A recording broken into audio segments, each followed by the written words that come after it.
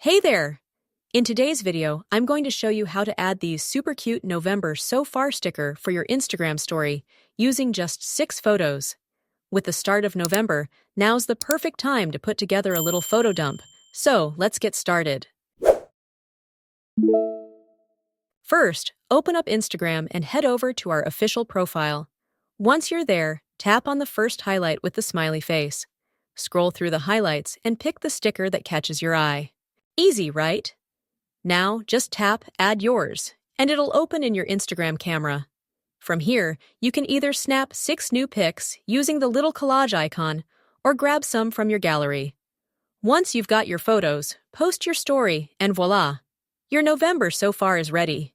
And that's all there is to it. Now you can share those November vibes with your friends and family. If you enjoyed this tutorial and want more Instagram tips, don't forget to subscribe.